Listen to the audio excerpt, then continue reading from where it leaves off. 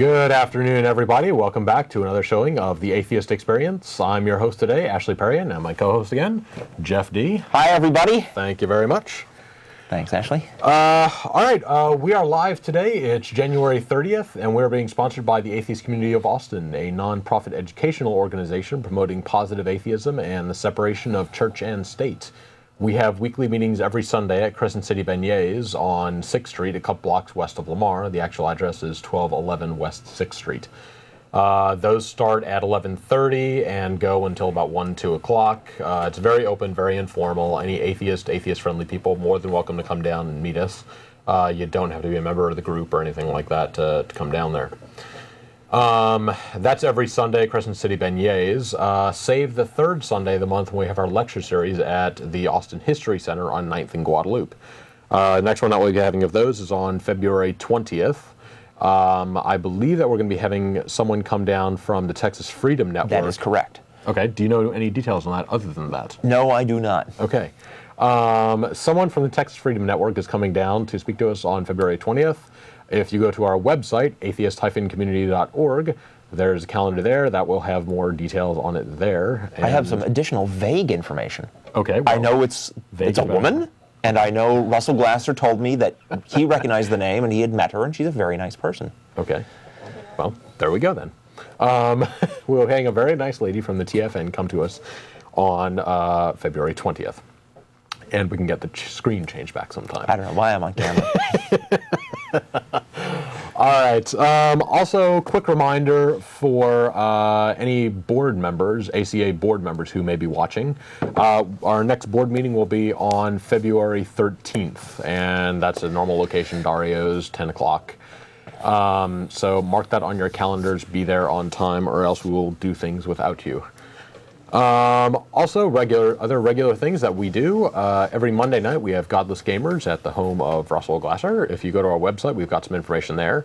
Basically, sit around playing board games, card games, anything that kind of catches our fancy.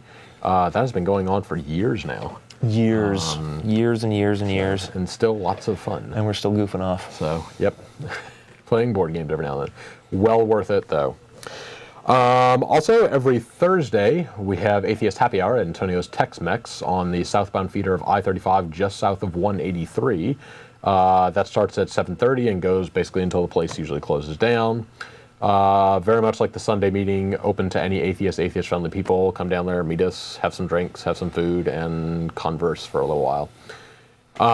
That's every Thursday, 7:30, Antonio's. Finally, we have every other Saturday the Non-Profits, an internet audio show hosted by this man here, Jeff D., and co-hosted by Dennis Loubet, produced by Russell Glasser. Correct. That's every other Saturday. You had one yesterday. Correct. So the next one will be on February 12th, but I have further information about February 12th when you're done there. Yes, that was the last announcement. So. Well, I want to remind everybody that February 12th is Darwin Day. This is an internationally recognized day of celebration of the scientific achievements of Charles Darwin. There is a website, and I don't have the exact URL, but if you do a search for Darwin Day, I'm sure you'll find it. That's on February 12th, which is a Saturday and falls on the day of our audio show. We actually are not going to have a live audio show on that day, so that we'll be free to participate in the Atheist Community of Austin's Darwin Day celebration. Now, there's going to be full details about this on our website probably tomorrow, but basically, we're going to go spend the afternoon at the Austin Zoo. So you can check our website starting tomorrow for full information about that. Very cool.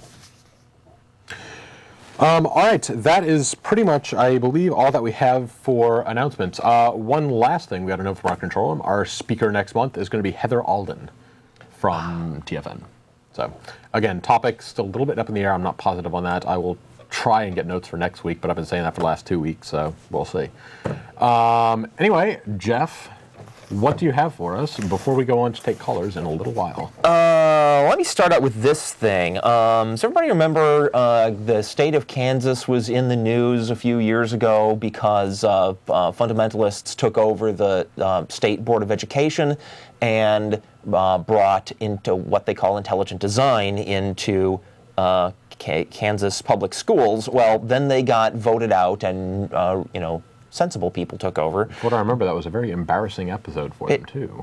It made international news that we had a state that was doing something that silly, and they got voted out, but there's been another round of elections, and they're back. But there's something different about their strategy this time that I want to alert everybody to, and I think we all need to be watching for this strategy now. This is the next angle that's apparently going to be pursued by these intelligent design people. A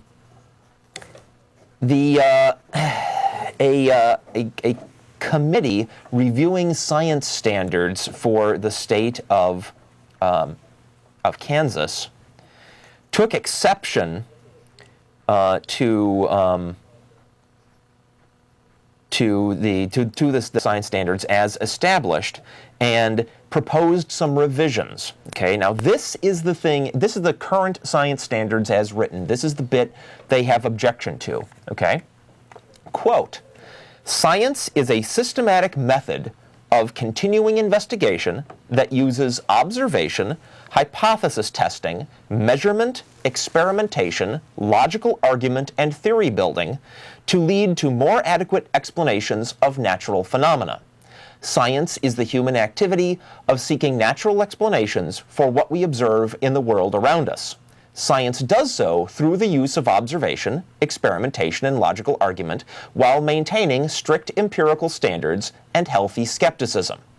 They didn't like that. Okay, that's the current definition. That's the current definition. Okay. This is their comments. "The principal change here is to replace a naturalistic definition of science with a traditional definition. The current definition of science is intended to reflect a concept called methodological naturalism, which irrefutably assumes that cause and effect laws, as of physics and chemistry, are adequate to account for all phenomena, and that teleological or design conceptions of nature are invalid." So, what they want to do is they want to redefine science so that in addition to searching for naturalistic explanations, it can search for supernaturalistic definitions or explanations for things. Okay. And the problem here is that this goes way beyond evolution. Now, you can dispute evolution if you want, but the consequence of this change, if they get it, is this. When you sit kids down and you say, okay, mix some aqueous ammonia to a beaker containing a few drops of aqueous copper sulfate. Okay? Now, interpret the results. Well, you can't. By opening up science to have to deal with supernatural forces, at the end of that science experiment, no matter what happens, no conclusion can be drawn because it would no longer be allowed to assume that invisible spiritual forces were not tampering with the results. No. That is the assumption that is made in science, not because science has a built-in prejudice against supernatural things, as these people claim that want to change the standards. It's not a prejudice. It's that we can't account for what supernatural entities do. Even if there are some. Christians themselves will say God works in mysterious ways. Well, if we got to worry about whether God was working in mysterious ways every time we mix some chemicals in chemistry class, we can never draw a conclusion from the experiment. We'd have to, maybe, I guess, we could draw a conclusion by going to a priest and saying, gee, Father, I mixed these two chemicals together. Do you think God had some stake in the outcome of this particular experiment? Or can we set him safely aside in this case and go with a naturalistic explanation? Assume chemistry is right. What was the cause. It basically gives religious leaders, religious spokespeople, veto power over any science results they don't like. And, you know, if people want to believe supernatural explanations for things, that is their right. But science can't accommodate that. Yeah. Science is about finding the naturalistic explanations. It'd be like, I don't know, I'm trying to come up with an analogy here, right? If you're teaching, you know, an architecture class, and it became necessary to include the possibility that giant radioactive Japanese monsters could come smashing through the city, right? Now you've got to, you know, you can't, when you test your design to see if it is architecturally sound, you've also got to imagine, well, what if Godzilla comes through the city and smashing buildings, and will it stand up to that? Well, science has to assume that naturalistic explanations will account for everything. Chemistry, physics, well, that's and so on. its job. That is the job of science. That will do everything, because if it didn't, then as soon as you conduct an experiment and say, look out at the universe and say, wow, stars are moving apart. Yeah, no longer we don't matters. know how that did. We don't know how it did that. We don't have an explanation for it. And it no longer matters. It must be God. Even if we have what looks like a naturalistic explanation, we can't use it until we've checked with the supernatural forces to see if they weren't responsible for making things come out that way. Yeah. It throws a monkey wrench into science. It destroys the process of science and turns science into a religious exercise, you know, where your kids sit down and they can do whatever experiments they want, and it doesn't matter what the outcome is, because all that they're allowed to conclude then is whatever the representatives of the supernatural forces tell them they're supposed to conclude. This is just not right. But that's what they're trying in Kansas right now, and we all need to keep our eyes open for that. Do we know exactly where in the process they are of this? I don't know exactly where, no. Okay. Wait a minute. Let me, actually, I do know this. Public hearings on the revised science standards are scheduled for February 1. Okay. Not that anybody is, you know, from Kansas is watching the show. What gets me so much is that people, lay people essentially, are trying to dictate what science is and what should be taught in science class. Right. It's not scientists who are saying this. It's someone who says, I don't like the conclusion science is drawing, therefore we should teach something else. And if you did the same thing, I don't think that's right. I mean, you can't do that. And you know, I will, for the sake of argument, I'll happily concede there could be supernatural forces messing with stuff. But what I won't concede is that you can point me to a single living representative of a religion who infallibly reports on the activities of that supernatural entity. Okay, there is no preacher, no TV preacher, no preacher in any church anywhere who knows for sure, and they will tell you this, right? The whole God works in mysterious ways thing is an admission that being a minister or a priest is not about absolutely being able to predict what God's up to, right? And faith is not about absolutely being able to predict what God's up to, as I understand it. So, do you really want your religious leaders to have this power to dictate every single conclusion in science anytime they want to? It's not right. Yeah. I think there was actually a post on our email list a couple weeks back that it just made me laugh, talking about this general kind of thing. Mathematicians say 2 + 2 = 4. Creationists say 2 + 2 = 5. Intelligent design says 2 + 2 = 4.5. The school board says, teach the controversy.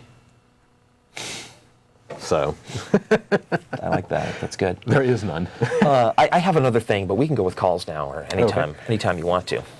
Yes. This is a live call-in show. We are live today. It's January 30th. Phone number will be on your screen momentarily. So if you have any questions, comments, concerns, snide remarks, anything like that, go ahead and give us a call, and we will try and get you on the air. Quick announcement, though, really quick. I forgot to mention earlier. What we're doing is, after the show, we are going out to Chili's, which is on the southeast corner of I-35 and 183. The show ends at 6 o'clock. We'll be down there around 6:45 or so after cleanup and getting there. So anyone who wants to come down and join us, please do. That's where we will be, and information is on your screen about that. So, let's see. We are getting callers coming in, but we've got a couple minutes before we get to them. I don't really want to go off on a whole new subject here yet. I'm sure we have callers that want to respond to this last bit. Okay. Just, how was your week? We'll have callers up. There's one. Okay. All right. We are getting callers coming in. If we get time, we'll go to other stuff. Okay. For right now, let's go to Chris. You there? Hey guys, what's up? Hey. Hi, Chris. You're not coming in that well. All right. Sorry, we'll try and get to work on that. What do you have for us? Well, it really goes back to the whole issue of the schools and teaching this stuff and not teaching this stuff. I mean, I don't believe either, and this whole issue just brings up why we just need to have completely private schools for the same reason why we have private churches. Ooh. So, so you think science is like a matter of opinion? Well, it always is to a certain degree, but the reason why this should be in private hands is we shouldn't be asking people to pay for the propagations of opinions with which they might disagree. But science isn't about opinions. Science is about what has been shown to be true. Just because some people don't like the results that science is coming up with doesn't mean that they should be able to say that we shouldn't teach that. Well, we should what about teach this. Something like non-Euclidean versus Euclidean geometry? You want private schools so that people can teach their children non-Euclidean geometry? Or if they want to, yeah. Or whatever they want. But people can teach their children anything they want. They can. Nobody's stopping anybody from doing that. But as a society, I think, we have a responsibility to teach, widely accepted findings of valid disciplines. Why would we not want to do that? Just because some people don't like it? Well, you go into the question of who decides what is taught and what isn't taught. Well, when it's science class, that should be scientists, right? And yeah, I agree with scientists, but not. But it's a science class. I mean, you don't have English class taught in Spanish, right? When you're in science class, you learn science. When you're in physics class, you learn physics. When you're in history class, you learn history. Historians know about history. Scientists know about science. Mathematicians know about math. What's the problem? And history is often something that is a matter of opinion. I mean... Yeah, and it's funny, isn't it, that the people who are up in our arms are not going after history, where I agree with you. There's a meaningful amount of personal opinion, in the findings of historians, right? I mean, there's more room for personal interpretation than there is in, say, physics. But that's not what they're after. Well, that's true, and although some people will teach things differently, I mean, you honestly can't tell me that a German learns the same thing about World War I and II that an American kid does. I mean, I suppose that's probably true, but we're talking about America, right? Yes, but what I'm saying is that all viewpoints can be clouded by people's own personal. Okay, sure, granted. Do you care? Some people believe in the aquatic ape theory. Some people don't. Do you care whether the population of the United States is well educated or not? Yes, I do very much. You care. do personally care. The United States is well educated. I put it to you that privatizing education is going to do nothing but allow people who are not well educated to poorly educate their own children. That will be the consequence. And people lose, and those people are going to end up losing anyway. The people that are well educated. They're not losing, sir. Look who's in the White House. We already have those people are not losing. A educated society with this system. I wish it was true. Those people are not losing. Because One thing about poor education is the reason why people want to learn things that are not true is because those things happen to be more appealing. I agree. And so if we change to a system where people are allowed to teach simply appealing things that aren't true, that's not going to necessarily lose. That's a very attractive notion. I have more faith in the power of truth than that, and Jefferson made the same arguments when he advocated separating the church and the state. Yeah, and while I can understand your point of view in the sense that the better and the truer ideas will win out over time, I do agree with that. I do think that's right. I think it's the over time bit that's part of the problem. Yeah. As in, we will have kids in the meantime who don't know anything about real science, who don't know anything about really good math. And that is the problem. There's nothing. It's what's, it's in the meantime. That's the problem. Yeah, but there's not even necessarily anything wrong with, biting the bullet and accepting some downside for the sake of long-term goals. There will be some downside. Even that's okay. But I do want to take exception, caller, to your apparent analogy between separation of church and state and separation of education and state. Because the reason that Jefferson was in favor of separating church and state is because there is a fundamental conflict between church and state. There isn't a conflict, I don't think, between education and state, is there? Well, what happens when you have somebody like Hitler or Stalin getting control of the schools? That's a very good point. Not to name any names of people currently in office, but yeah, okay, sure. If it's all under one control, then yeah, I guess you run the risk that it could all be equally wrong. But that's not where we are, right? What we have is public schools that are teaching basically truthful things right now, and we've got people outside trying to turn it into a place where they'll teach things that are not true. Shouldn't we defend the teaching of the true things in the existing public schools? Well, I think you want to just give it up and say, fine, all you people that are complaining, you go have your own schools, you take our fellow citizens and you teach them lies. That's what you want to go ahead and let them do. I don't think we're ever going to get rid of people telling lies.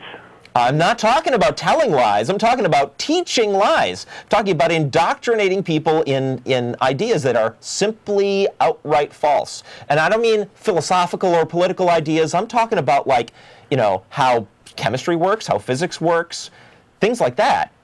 Simple matters of fact. But if it does happen in a private system, though, the people that don't want it aren't paying for it. I mean, there's always going to be... This has very serious, very real repercussions. Right now, one thing that went through just in the last year was revisions of the health education textbooks. They have facts in them that are blatantly wrong. Such things as most gay teenagers have AIDS. Condom failure rate is about 30%. AIDS can be spread by kissing and holding hands.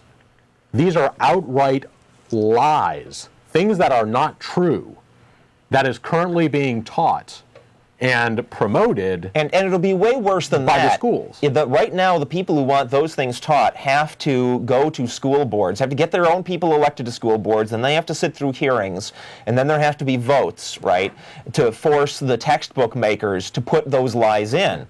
So the textbook makers generally know what the facts actually are. And the problem with this is that, again, I'm sorry to interject here, but no, go ahead. The problem is that this is, again, relatively speaking, lay people who are making the decisions. It is not people who are in the health business who are deciding what should be in the health textbooks.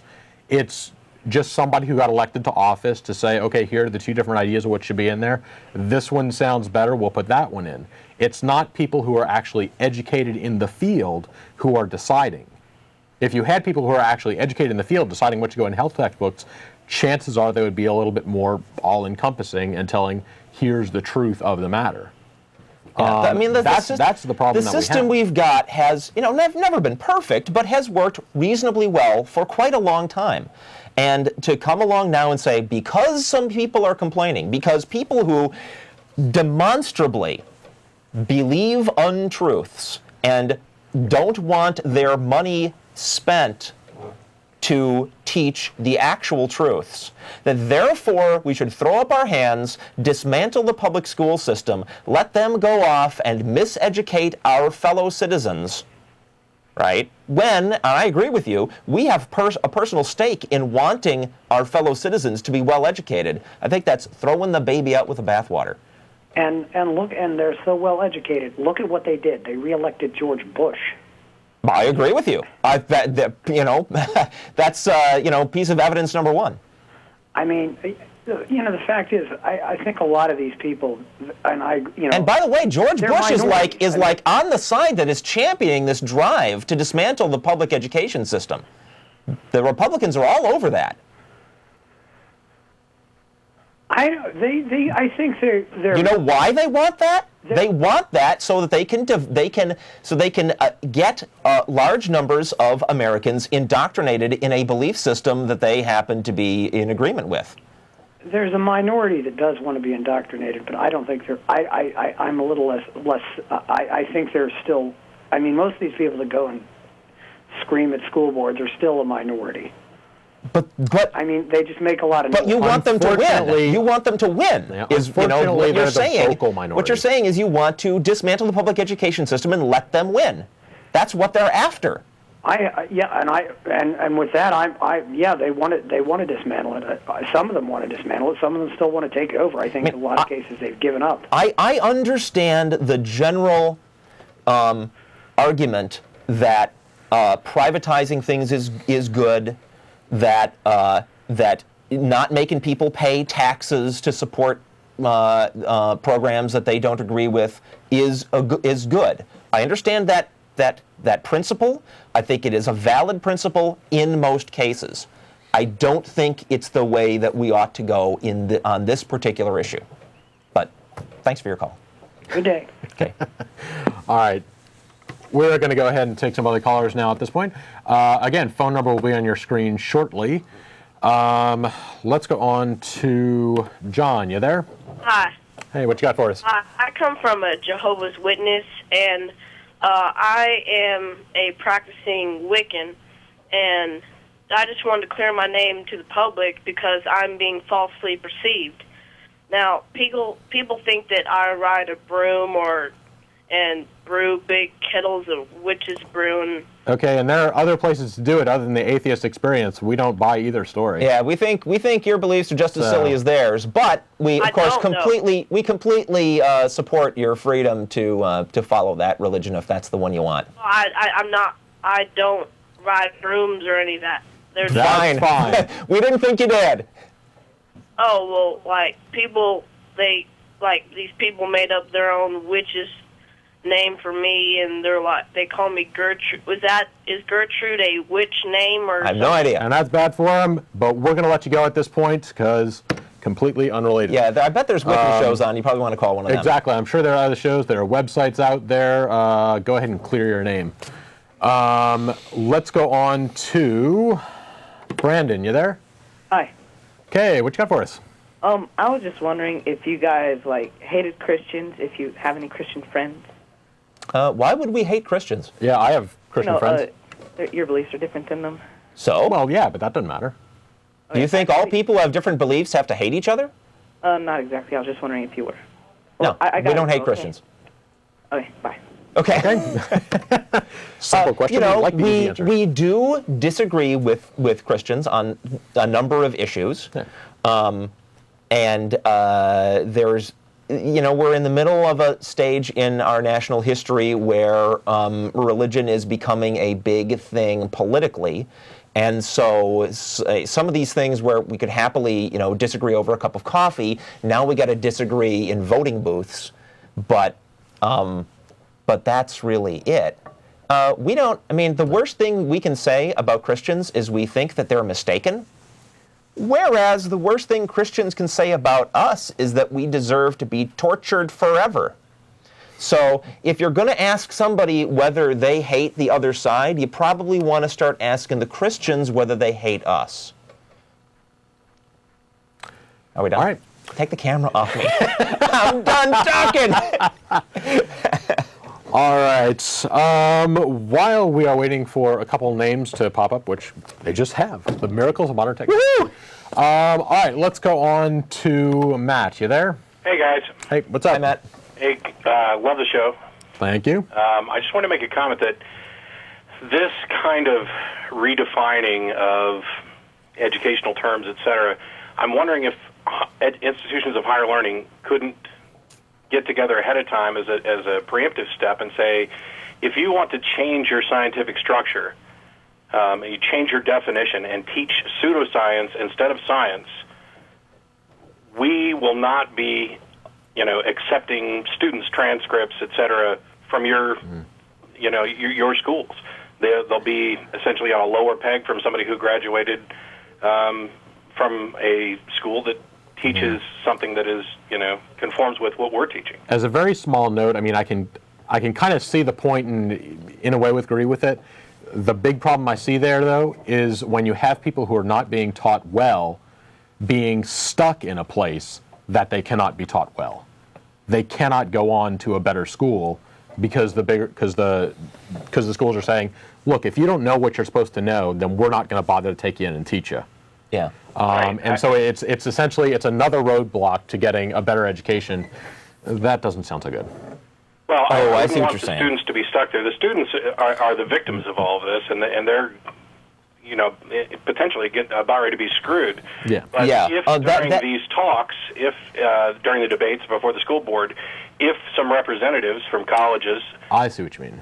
were to come in and say, if you make this change, you're risking the further education of your students. Right. Okay. Well, luckily for Kansas, they've had this kind of thing happen before, and there's actually organized defense of science going on in Kansas right now. The information that I read earlier is from a website put up by one of those organizations. So that and that what you're saying, that was one of the things that came up the last time they tried to destroy evolution in Kansas.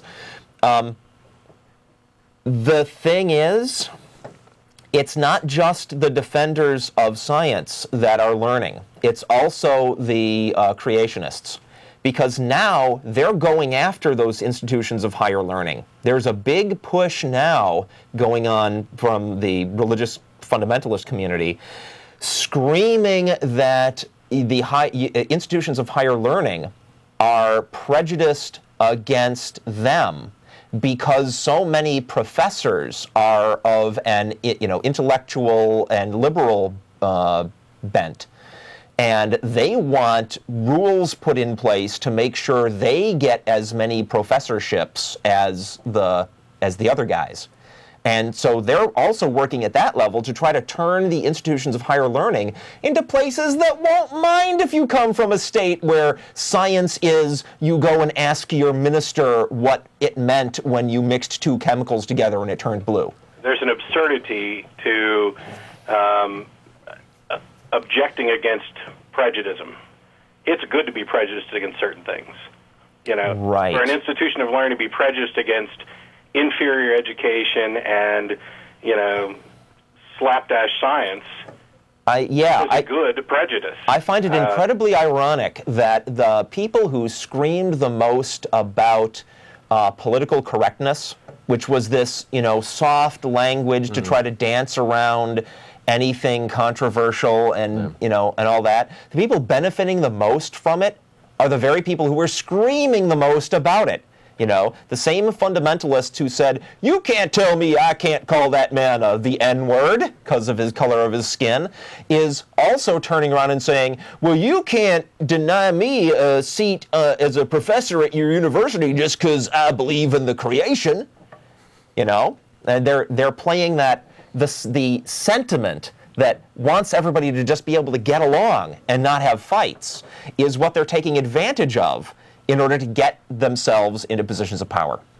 Well, I want to thank you guys again for the show. I spent the first 30 years of my life pretty much completely blind, having been raised in a Christian environment. My parents are still Christians. They have no idea.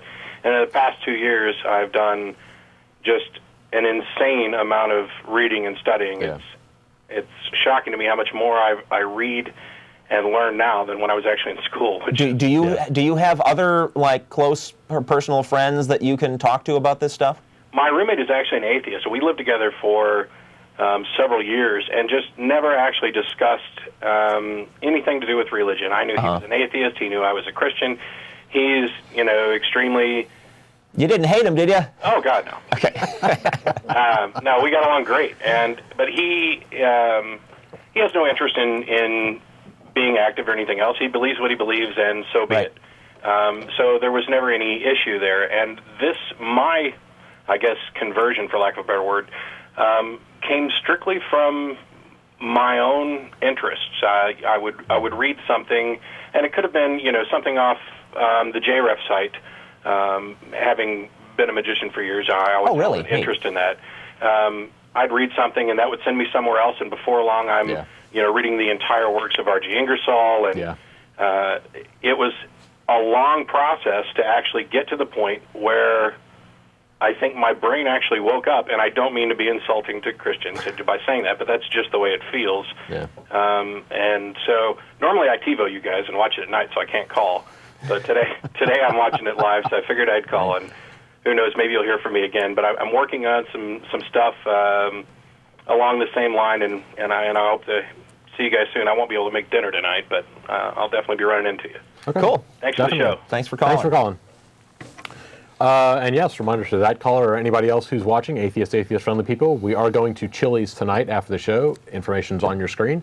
Also, we have our Sunday meetings and Thursday night happy hours. If you go to our website, there's information there on exactly where, when, how to get there, and all that kind of information. And actually, it kind of reminds me, a couple weeks back, me and a couple friends went out to a restaurant. Mm-hmm. And while we were waiting for the table, it was a long wait, this elderly couple walked past. Mm-hmm. And the guy must have been probably around in his 60s, I guess. Yeah. But as they're walking out, he kind of went a little bit slower than everybody that he was with. Yeah. And then as soon as they were about 5-10 feet ahead, he looks at me and said, "You're on public access, right?" I'm like, "Yeah." And he goes, "You're an atheist." I said, "Yeah." And he goes, "Let me tell you something." And you're getting ready to grit your teeth. I was thinking, here it's coming. First negative feedback I've ever gotten in person. Here it comes. And then he says, "My wife is very superstitious, believes in God and all that kind of stuff, and I've never been able to admit to her that I don't." He couldn't admit to his social circles, basically, that he was an atheist, because again, I assume an elderly guy, just the people that he was around, friends and family and such, were very religious, and so he never really felt comfortable coming out with that. Yeah. But he thanked me for doing the show, shook my hand and such, and it was great. I am now officially kicking myself, because last time I went out with you guys to Chili's, Yes. A fella came down with his kids, and the kids drew these very nice pictures of me, because they're fans of me from the TV show. It was awesome. And I meant to show them on the show, and I forgot to bring them with. Maybe I'll bring them next time. Okay. All right. But yeah, that is a fun thing about doing this show. Yeah, for many years, though actually not throughout all of American history, atheists, agnostics, free thinkers, rationalists, skeptics, humanists, all of our various people of various labels who share a lack of belief in supernatural things, have been isolated and alone, and having to come to these conclusions by ourselves with nobody to talk to, no real,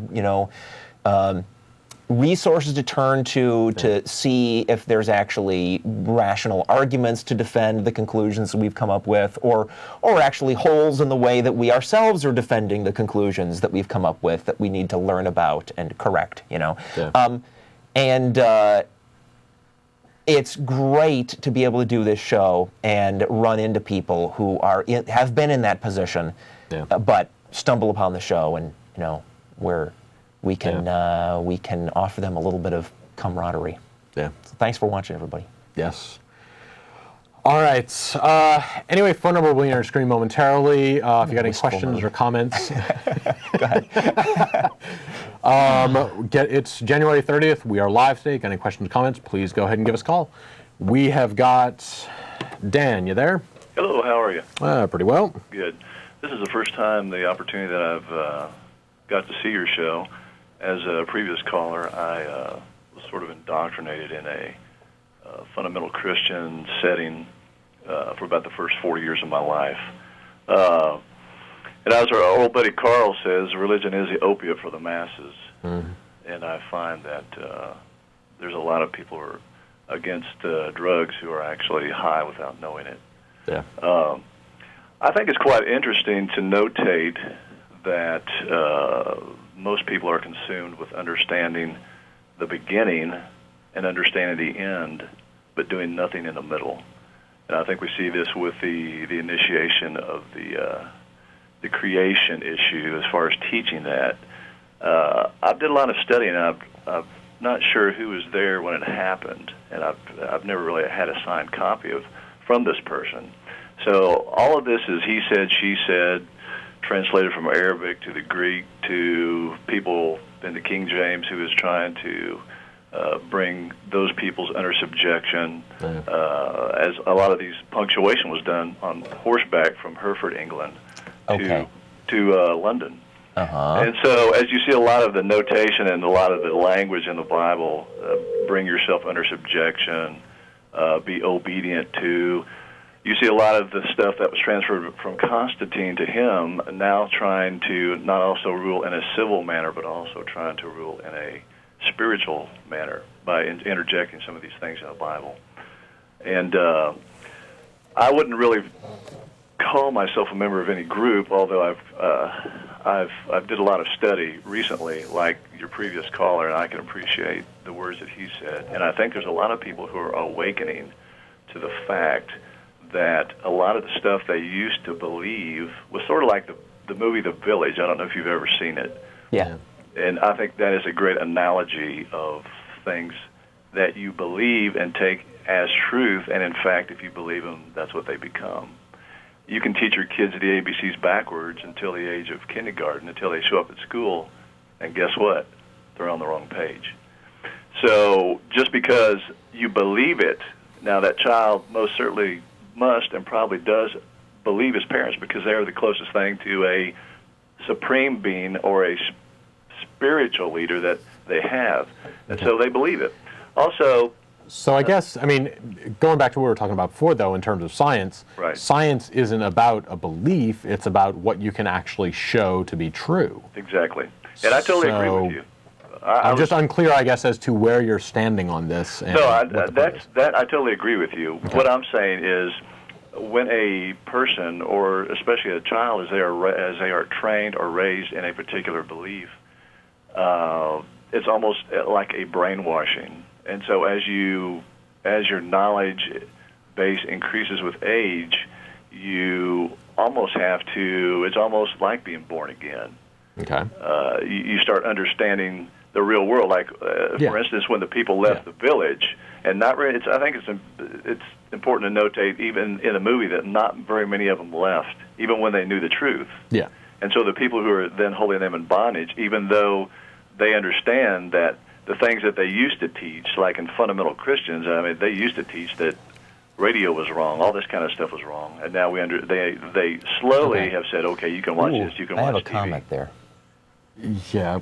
What? I can tell you for a fact from at least one minister I've talked to that in seminary, this was a Methodist minister, right, who told me that they were taught in seminary about various parts of the Bible not being historically accurate, about some of the true motives behind the writing of some of those sections in the Bible. I mean, I'm not going to get into details here, but the kinds of stuff that we're always showing to Christians and they go, nuh-uh.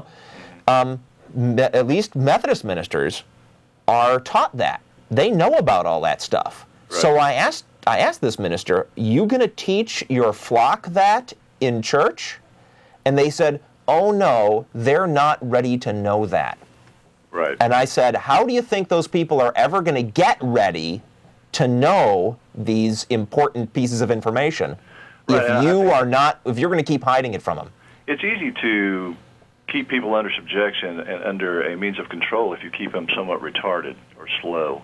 And so I think that's a tendency in that arena to keep people not only scientifically but spiritually slow or immature, because it's easy to manipulate somebody who is immature or is retarded.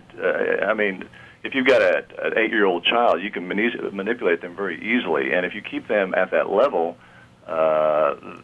they're essentially and eventually going to be no use to themselves or anybody else. And I think that's what happens. You get a group of people who are so retarded and slow in so many areas of spirituality and scientifically speaking that they're no good actually to themselves unless they go and consult either with a preacher or a priest. And so there's no ability to think or reason on their own. And are you basically saying that religious control of society is breaking down because we are becoming more educated? I think. Or I think I see a trend that. What is the point that you're getting to, I guess? Yeah, I think we're seeing a trend that people are saying, look, the things that I used to believe, because I used to believe them, they're in fact, there is not validity to them. And so I do see some of that, unfortunately. Maybe, again, my opinion, my views are maybe clouded because being, hosting a show and being in the ACA and stuff like that.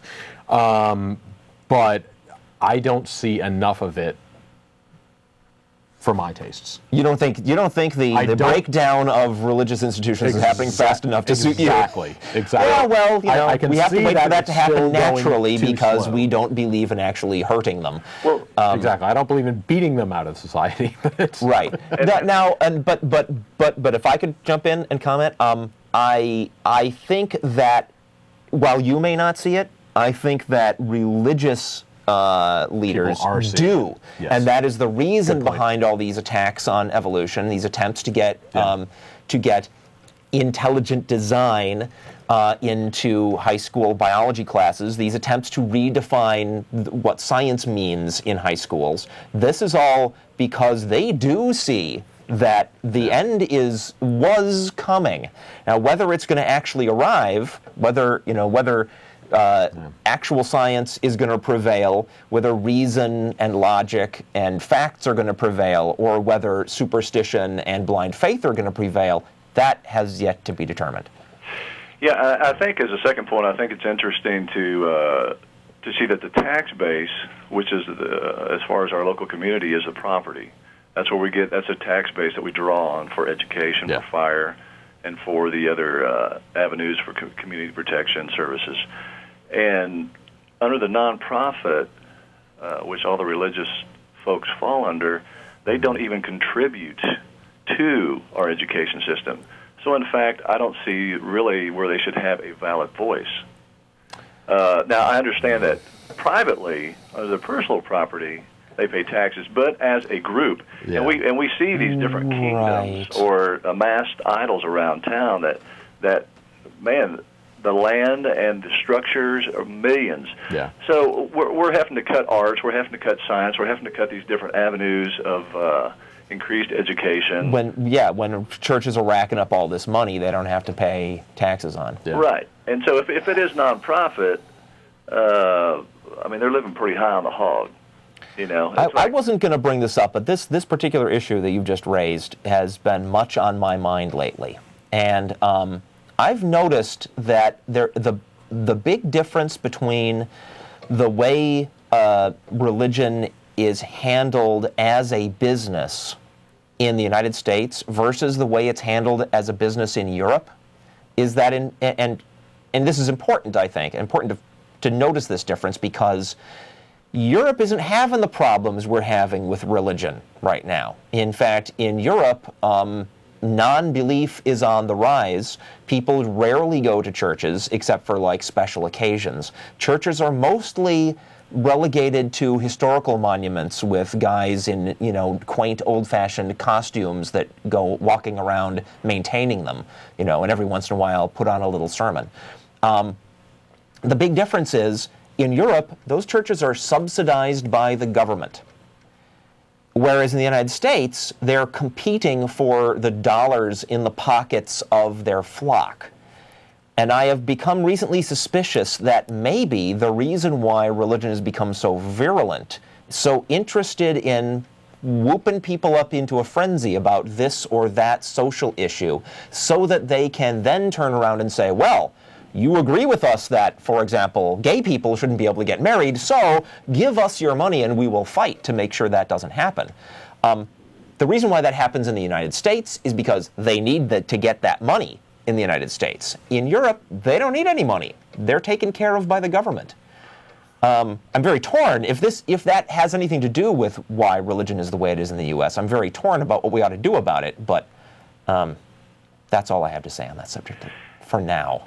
and also going along with that, as attaining that tax-free or that tax-exempt status, they must also replace Christ and use the government as the head of the church, because now the government is actually telling them what they can and cannot do, and what they can't say certain things, and they're limited to what they do if they go by the rules, which they break those rules all the time. As far as bringing this candidate in, he loves Jesus, and he walks and talks with him and tells him that he's his own, and and so he's saying vote for this guy. So they do use it as a platform, and so if they say, okay, we're going to use his status, they're replacing their figurehead as Christ.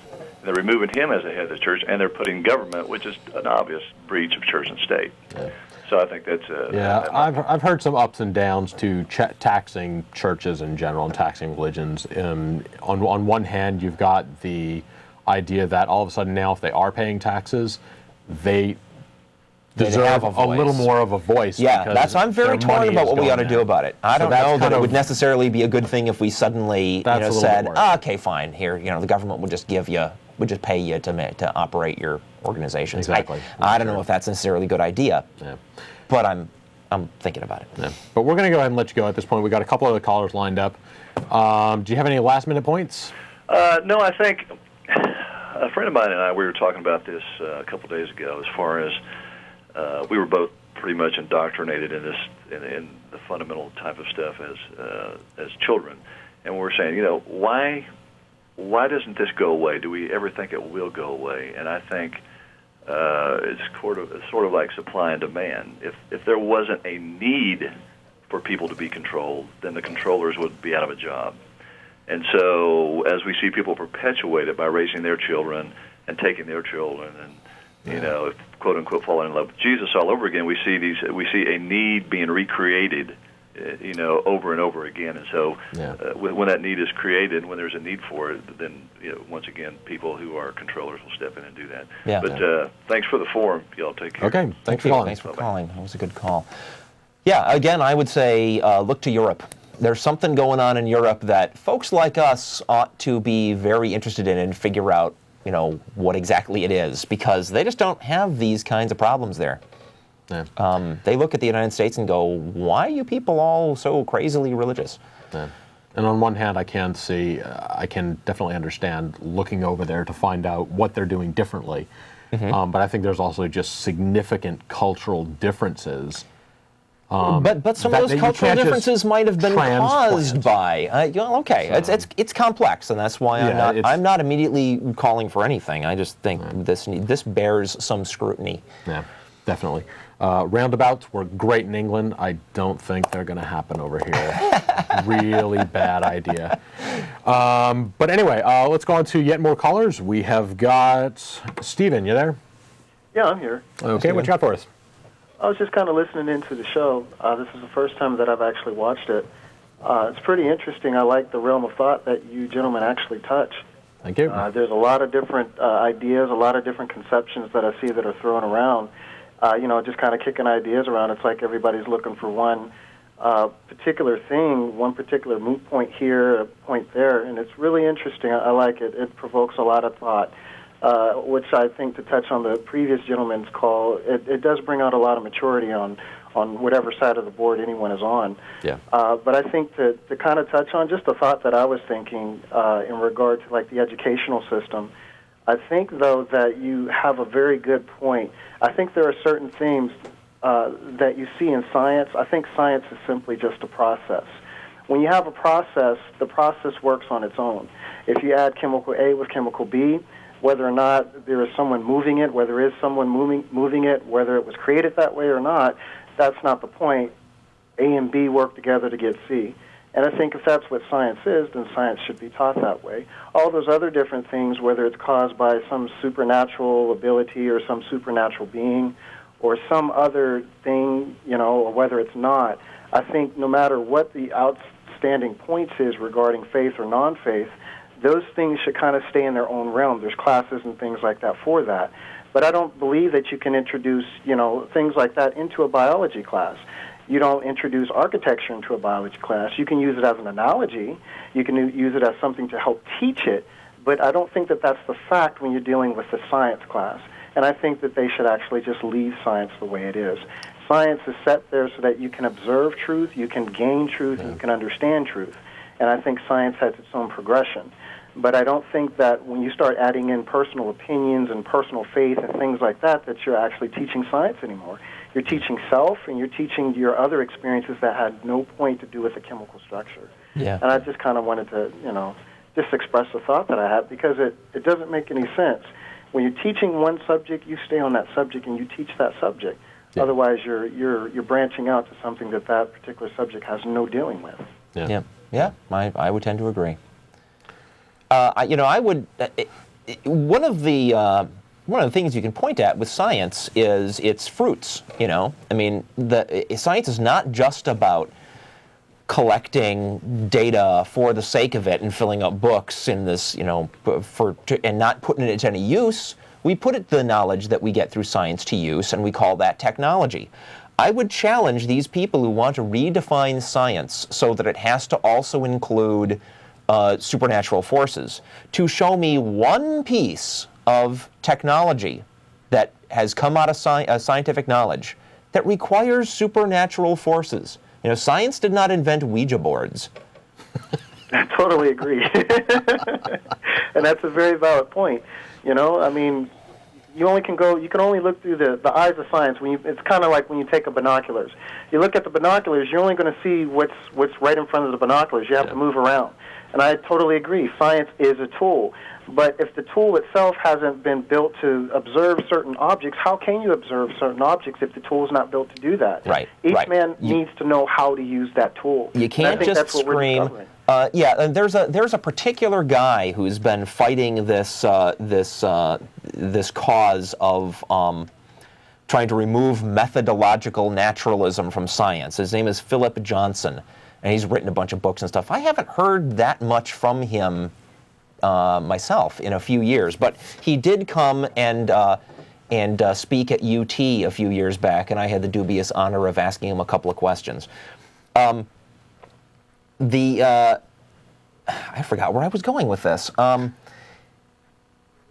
It may come to me, and I'll get back to it. But we need to keep an eye on this and not let.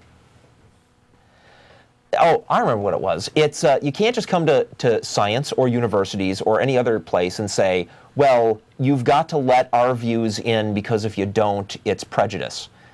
Prejudice is, when it's bad, it's because the things that you're assuming about what you're judging are false, right? That's when prejudice is bad. When you say, well, we're not going to let mysticism into science because it has no place, that's not prejudice, that's post-judice, if there's any such word, because you know what it is and that it doesn't fit.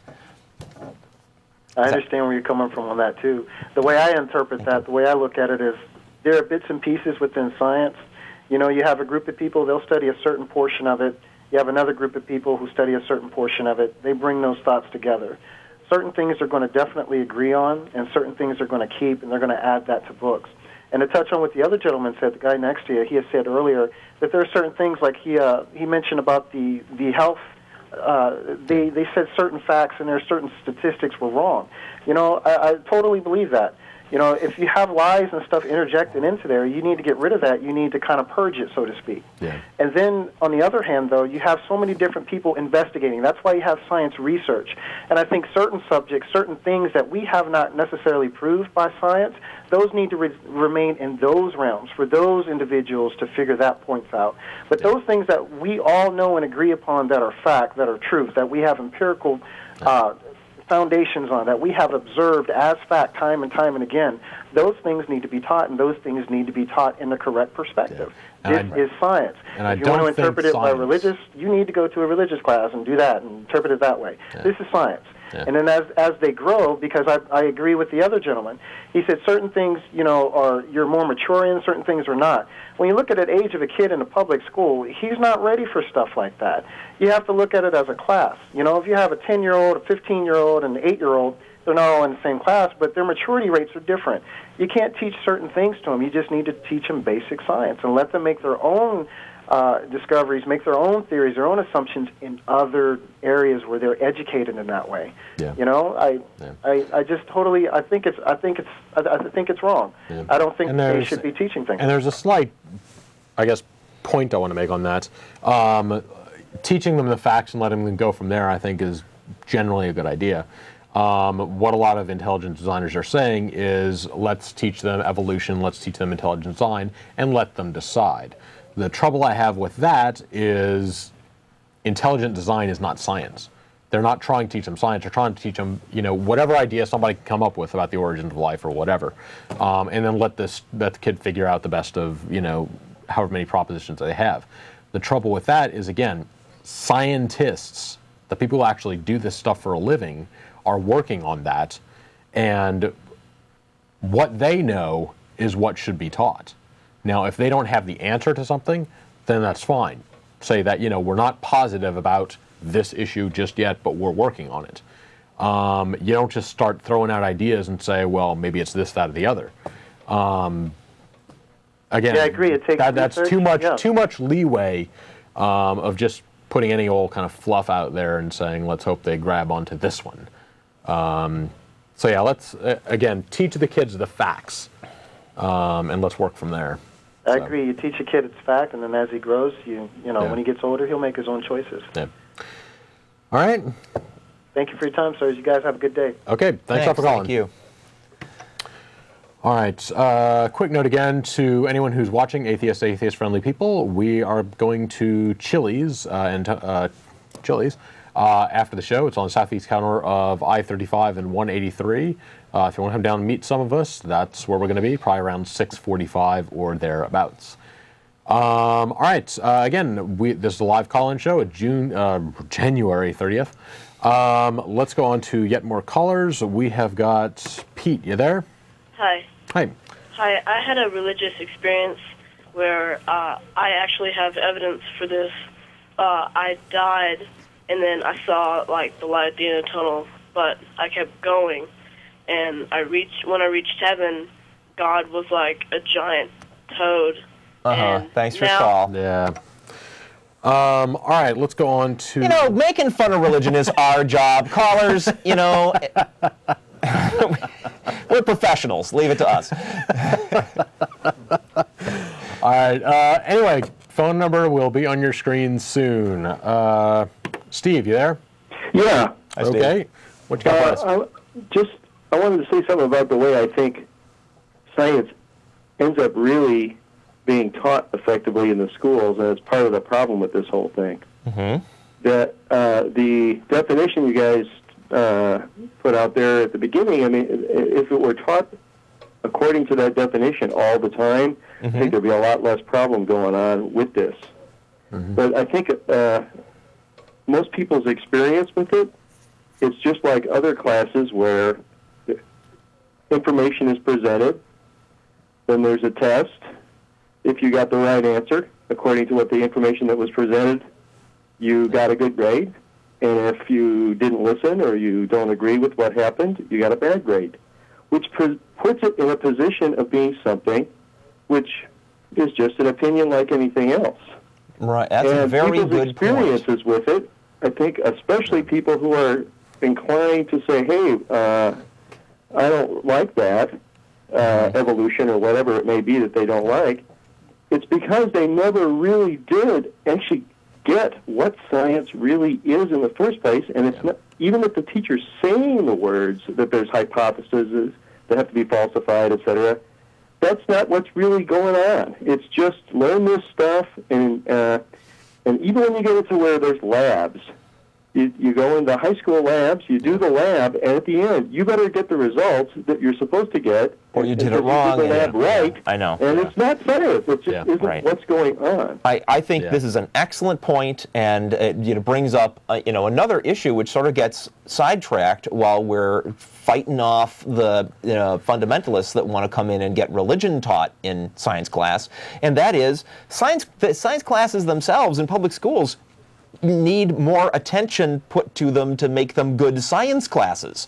Quite apart from should we let some other crazy stuff in, the actual science classes themselves need to be better. I mean, all of public education needs to be better. We ought to be concentrating on improving education in general. And that is hard to do when all your effort and energy is going into just keeping it from getting a whole lot worse. And I'll bet you that even people who went to schools where there was no creationism or problem with evolution, if you ask them to explain a falsifiable hypothesis, I bet very few of them will be able to explain what that means. And they've had the so-called education. So I think that's a big part of the problem. I don't know what to do about it, but you're right. We have to improve education. I agree. Yeah. Anyway, Everyone's got their own ideas. Yeah. Thanks for letting me put my 2 cents worth in. Thanks. Okay, thanks for calling. Bye. Yeah, I've often seen problems with how things are taught, and it's just there's a right answer, there's a wrong answer, and you gotta get the right one. And again, how to fix something like that, that's an even bigger problem. There's way too much emphasis in education. But, and of course it's easy for us as non-educators to sit here. We don't have to deal with screaming kids all day long and try to accomplish something. I mean, I don't know what the realities are in classrooms that drive the process in that direction. But still, it seems to me there's a whole lot of emphasis in school in general. And I bet this is pretty much true in private schools too, or at least most of the ones that would be created by people clamoring for it. Religious private schools. There's emphasis on teaching kids what to think and not how to think. Yes. I'd like to see that emphasis shifted. And again, I don't know how much of that falls back to the fact of you only have a certain number of hours in the day. Yeah. And so the more time we teach them how to think, that's the less time you can actually teach them their times tables. Yeah. Don't know. Anyway, phone number will be on your screen. Let's go on to there. Hello. Wow, that was interesting. Tim? Hi, Tim. Tim, you there? Hello. Yes. Hi, Tim. Can you hear us? Hello. Can you hear us? We hear you. Yeah. Okay, what you got for us? Yeah, I'm just watching this program now. I've never watched this before. And I think that you guys have the right to practice your thoughts and things like that. But I think the previous caller before, the guy who called just now, the lady called about her religious experiences, and you cut her off, right? That was a crank call. Yeah, that was a crank. Oh, I thought if that wasn't a crank call, then you guys would have been better to debate with her to uphold. Oh, well, if it wasn't I think it was a little kid trying to tell us that God is a giant frog monster. All right. Yeah. And if it wasn't obviously a joke, then we do sit and debate with Christians when they call us in. In fact, that's my favorite part of the show, but we haven't had very many in the last few episodes I've been on. I don't know why that is. Well, lots of people come up with this kind of statements and dreams and things like that, and it was, we want to know what do they really think about and how do they want to uphold that, what they think is correct. Yeah. Absolutely. And, but too bad, it was cut out and we were unable to listen wholly to the process. Yeah. Yeah, and like say, but that guy was a crank. Yeah, if we do get serious callers, that is definitely a big part of the show. We do get callers talking about religion and heaven and hell and Bible and morality and all that stuff. Yeah. We definitely do go into that at times, just not with people who are trying to make jokes. So. It's all right. Okay, guys. Thanks a lot. And thanks for watching. All right, let's go on to yet more callers who may actually have some debate time for us. Tim, you there? Another Tim. Hey, yeah, what's up? Hi, Tim. Okay, what you got for us? Yeah, I just moved here. This is really cool.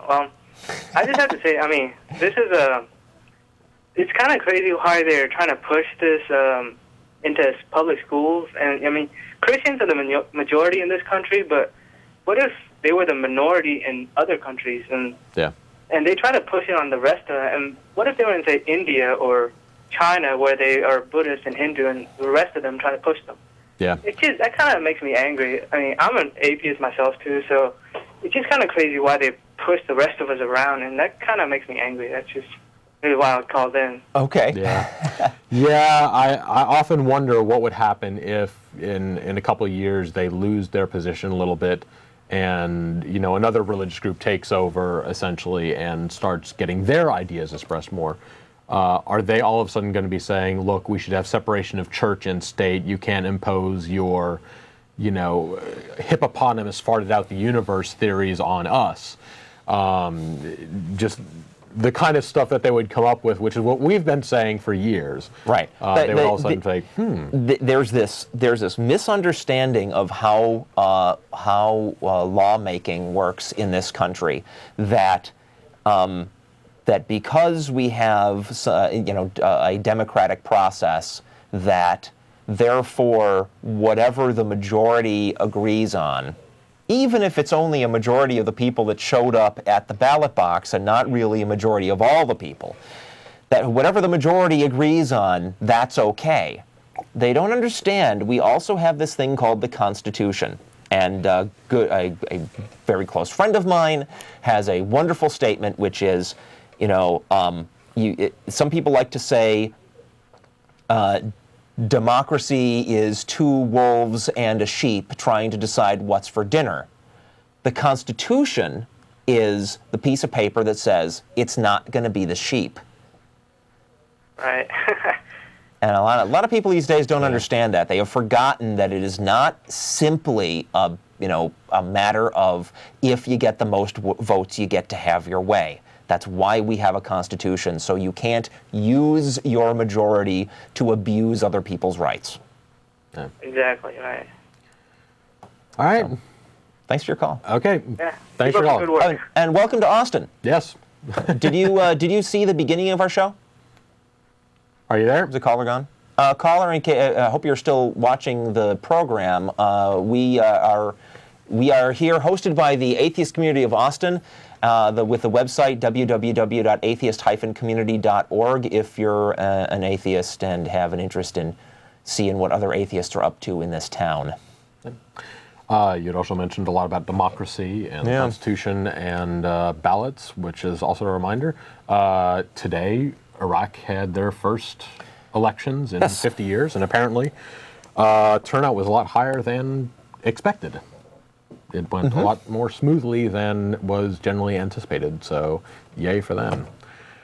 All right, let's go on to yet more callers. We have got James. You there? Hello? Hi, James. Hi, how's it going? I was wanting to talk to y'all about evolution. Do y'all believe in it? That's what most of the evidence points towards, yes. Yeah, so y'all don't believe in God, right? That's right. We do not believe, we don't happen to believe in a God, no. Yeah. Do you believe in Zeus? Do you know that, do I believe in what? Zeus. Zeus, that big guy with a beard that used to hurl thunderbolts off Mount Olympus? Yeah, from the cartoon Hercules. Yeah. Well, there was actually a whole religion. You believe in him? Yeah, Greek mythology. Do you believe in Zeus? Yes. You do? You do. Interesting. Okay, on with your question. I was going to ask you, actually, can you explain to me exactly what an atheist is?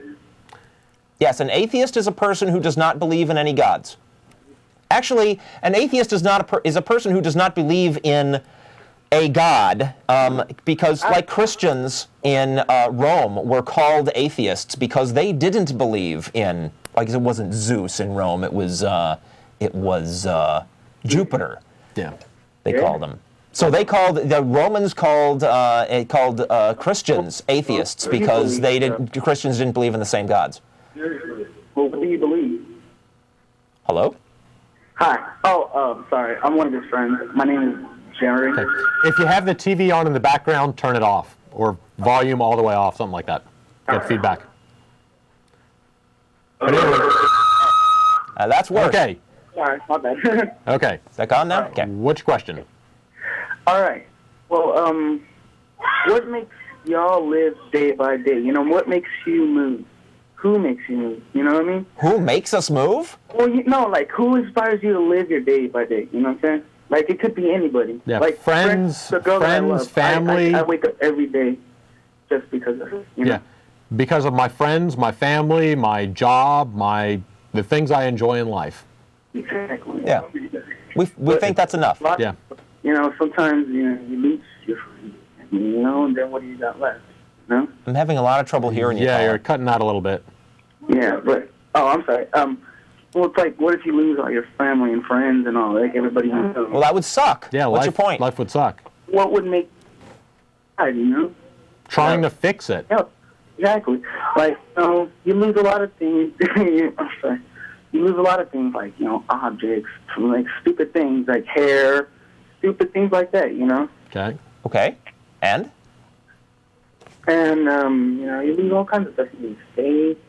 You lose, Yeah, and if you lose stuff, that sucks. You spend your time trying to get it back if you want it. Everything. Yeah, exactly. So So what's your point? Yeah, I'm missing the point. Are you trying to tell us life is horrible? What is your point? The point of what? The point of life. We're asking you, caller, what your point is. What are you getting at? This is what I believe in. I believe in balance. Like, everything is balanced, like karma. Do y'all believe in karma? Not particularly, no. Not exactly, no. No, think about it. Karma is, is like you do somebody wrong and it comes back to you. Cause it's like, we believe in consequences. It's not exactly the same thing. Exactly. I don't believe that there's some surreal... For instance, echoes. You know, that's something, a voice that bounces back and comes back, right? Yeah, but I don't think there's some mystical force that says that if I help somebody change their spare tire, that's going to happen to me one day. Okay.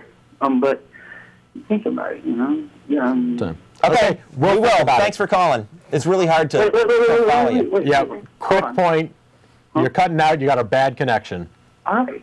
But I just got to explain one thing. Okay, go ahead. Okay, and what would that be quickly? All right, good. Just suck a dick. Good luck. Okay, great. Oh, well, not much of a final point. You know,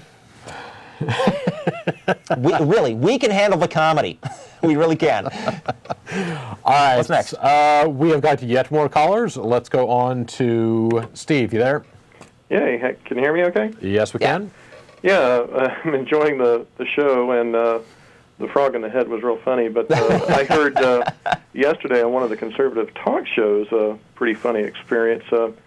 They were interviewing Kinky Friedman, who's running apparently for governor of Texas. And one of the things that they were talking about was prayer in the public school. Uh-huh. And his comment when he was asked about it was, it's just a good thing. We ought to have more of it in the public school. And I'm a former teacher, and I have just left this past year because I couldn't take it anymore. But I see in Texas, with the Pledge of Allegiance being read every day and what has to be done by the students who don't wish to do that, as one of the things that's incorporating more towards the prayer in the public school already. And I just wanted to see what your comments were about that. From my understanding, to get out of that, they need a note from a guardian. Yes, they are supposed to have a note from a guardian delivered to the principal, and then they get placed on a list, and that's the authorization for them not to say the Pledge of Allegiance. They should just issue little armbands with pink triangles on them. I thought the same thing. That's a joke. Not a funny joke, but yeah, but sort of a scary joke. The assumption is that it's okay. Yeah. And then you're identifying yourself if it's not okay, and then as a teacher, is you have to follow this kind of rule even if you don't agree with it, which I don't. And it just makes it real difficult when it becomes part of the tradition in the kind of society that you're in. When I was in the military, and it would come up to an oath of reenlistment, is the final thing that you're required to say in the oath is, so help me God. And I would have to talk to the officer who was administering the oath to me before every time I reenlisted and say, I will not say the last word because I'm an atheist, and try and deflect it and not make it as a major thing in the ceremony. But I wouldn't say that, and it just identified me. It was a very tense kind of situation instead of something that should have been very pleasurable and a celebration. Yeah, which is the problem that we have with a lot of that, is that you're asking kids to single out themselves. If they have an objection to saying prayers or whatever, they have to point themselves out to the rest of the class and essentially say, I don't believe what you do. I'm different from you. And when you're you're in 5th grade, that's not easy to do. If we were in a culture where people were really tolerant about everybody having different views, that might not be so bad. Yeah. But the fact that people are trying to force that situation on little kids shows we're not in a culture where people are tolerant of others. Yeah. 5th graders are not especially tolerant of each other. So no, I know that from experience. So I'm sad to hear that you left the school system. Yeah, because it's folks like you that were holding the line, I assume. Well, it's something that possibly in the future I could get back, but right now I'm taking a major break from it and trying to redefine where I'm going. Okay, all right. Well, good luck to you. Thank you much. Appreciate it. Thanks for calling. All right, we have got a little less than 10 minutes left. Let's go ahead and take the last couple callers. I do want to actually do this thing before we move on. Do you want to take calls first or what? Let's go ahead and try and take one of these calls. Okay. Is it Lidaby? I'm sorry? Hello? Yes. Hi. My name is Gundu Bhai. Okay, I'm sorry. My name is Gundu Bhai. I'm from Bangalore, India. Okay. Hi. And in my entire life, my parents have been very religious. But I do not believe in religion myself, and I feel bad for it. Okay. I don't know what to do. Oh. Well, do you know other people that aren't religious? Do you have friends or other relatives that are not religious? Well, my brother, I came to this country a few months ago, and I don't know anybody. Ah. Well, make it easy. If you're interested, we are from the Atheist community of Austin. We have a website, www.atheist-community.org, and our group meets every week. Couple times a week. Well, yeah, we have a regular meeting every week, and then some side activities too. If you're interested, that's a place you could go to find other atheists to talk to. If you're looking to just discuss what do you think about spirituality? I think there is a sense in which people can have when they say that word, right? There's a thing they can mean by that word that is a good thing to have. And then there's other stuff people mean by that word that I think is silly, okay? To the extent that spirituality means believing that there's invisible ghosts and goblins and angels and devils and things, I think it's completely silly. In the sense that it's sort of a thoughtful approach to life, I think that's a fine thing to have, and I don't see why you'd have to believe in anything supernatural to have a thoughtful approach to how to live. Do you think there is a link between spirituality and science? I think in the sense that I think spirituality can be a good thing, sure, I don't see why not. I mean, it would depend on the person, I would think. And it depends on how you define spirituality. Again, I wouldn't see any direct link there, but you can definitely have spirituality. I will almost define as just understanding, looking at the world and understanding that there are things that we don't know. Awe, I guess you could almost say, of the universe. You can definitely have that and not have to believe in any gods. I mean, I look through a telescope and there's some pretty amazing stuff out there. Now there So are. It doesn't require God for that, and that could be your definition of spirituality. Yeah, in a related sense, there are clear scientific. There's clear scientific evidence that if you stimulate certain parts of the brain, you can give the test subject spiritual sensations. Right. The brain. We only use 10% of our brains. Actually, that's not true. Yeah. I can straighten you out on that. That is a one of those urban legends. Yeah. What's really the actual truth is, generally not more than 10% of our neurons are going off at the same time. Okay? It's not that there's 90% of our brain where nothing ever happens. That is not true. Right? It's just that only about 10% of our brain is actually doing anything at any given moment.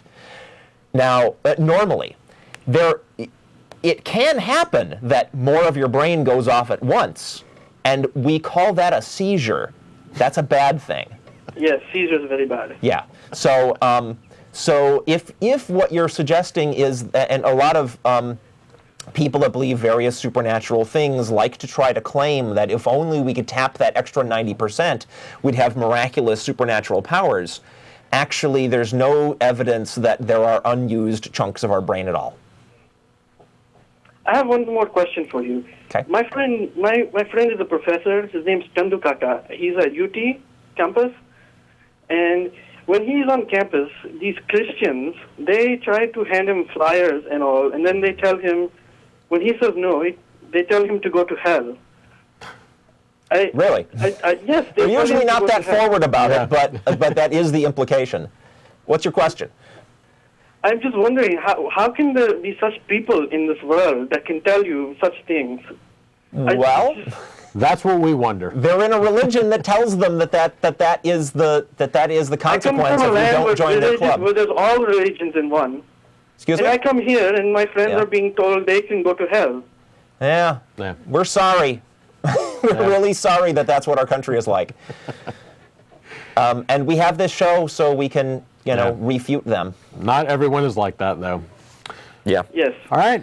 Thank you. Thank you. Thanks for calling. Am I gonna be able to get to my thing? Can you do it in 3 minutes? I think so. Okay, then. This is a short essay written by a good friend of mine. She received some email from someone saying, well, you don't believe in God, so I'm going to pray for you. And this is what she wrote. Praying is a great way to pretend you're doing something about a problem when you're not. Sometimes that problem isn't even real, like this trumped-up problem that I don't bow down to a God. Prayer is an egotistical little fantasy that you have a magical friend who does your bidding. Of course, it only works if your request involves a lot of repetition of how lowly, impotent, and above all, humble you are. It usually includes some kind of flattery to the imaginary being. Oh, and let's not forget the polite disclaimer that excuses any failure of the prayer as a sign of some higher power at work. I don't want to be involved in someone's sick dominance and submission fantasy. That goes double if they're going to run around on internet forums crowing how important it is and how others should join them, and then claim it's for my sake. No thanks. I don't find it acceptable to excuse this kind of behavior on the grounds that the person praying meant well. I don't think it's acceptable to view prayer in merely the spirit in which it was meant. It wrongly implies that I'm part of the activity. I'm not. I don't want them to masturbate to my picture either. If they meant well, whether they meant well is pretty much irrelevant. I didn't ask for it, nor do I want to be considered involved in any way. Anybody who wants to pray really ought to find some other excuse for their moronic ritual of simpering and begging. Find some other way to prove your piety besides publicly asking an invisible person to supernaturally mind control me and magically make me lose intelligence, sanity, or my self-respect. Long before I need a miracle to become a believer, that's about what it would take for me to become a theist. So, theists, please do not pray for me. I don't want to be forcibly associated with your religion, especially not in such a ridiculous and self-righteous way. I like that letter. I thought I'd share. Very strongly worded. Yeah. But anyway, thank you everyone for watching. Thank you, Jeff, for helping out and coming on the show. Thanks for having me. Again, everyone, if you're interested, we're going to be going to Chili's, southeast corner of I-35 and 183. We'll be there in about 45 minutes or so. We'll be on next week. If you got any questions or comments and you didn't make it on the air, and there are a couple of callers hanging out there, thank you for hanging on. TV@atheist-community.org. If we have anything interesting, we'll bring it on the show next week and read it out. Anyway, hope everyone has a great week. And